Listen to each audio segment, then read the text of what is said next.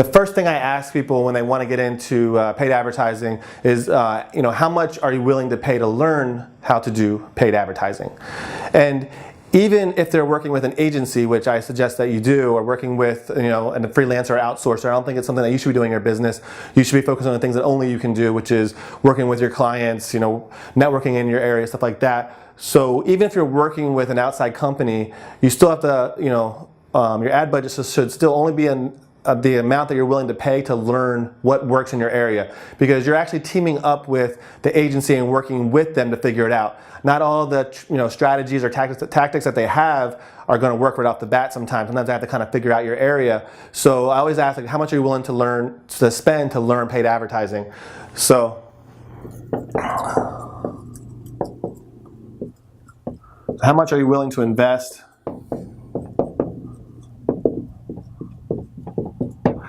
And say that number is like $300, which I would suggest as a minimum.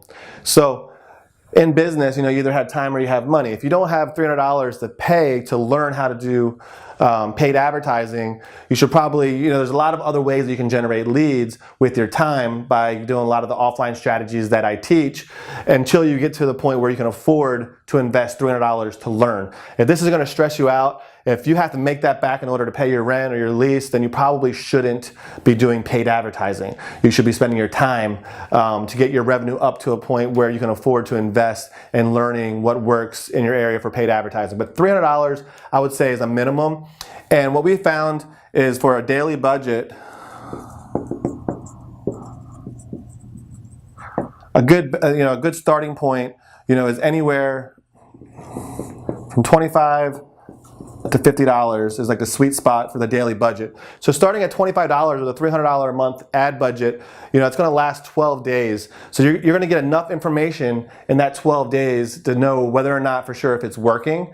And if it's not, and you have 2 weeks left in the month, what you can do in those 2 weeks is produce a lot more content while you're coming up with a new strategy, getting a new lead ad or new funnel created, or whatever the next step is to try to make it better the next month. But you didn't waste that $300. If you didn't get any leads or it didn't work at all, you're at least going to know you're paying for the data, and you know what's not going to work. So then the next month you try something else, same thing, $25 budget, you can scale it up to $50.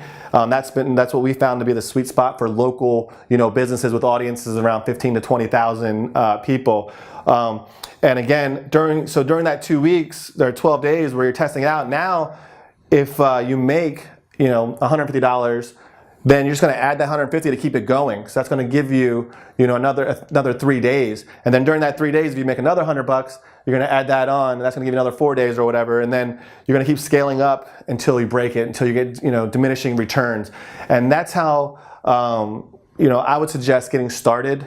And how much is starting with that minimum of $300, but don't do $10 a day for 30 days, because it's going to take you a whole month to figure out if it's working or not. And then you don't have any time to adjust and analyze the data and then regroup, come up with a new strategy. You're better off getting the information faster, so you have more time to plan what your next approach is going to be, the following month.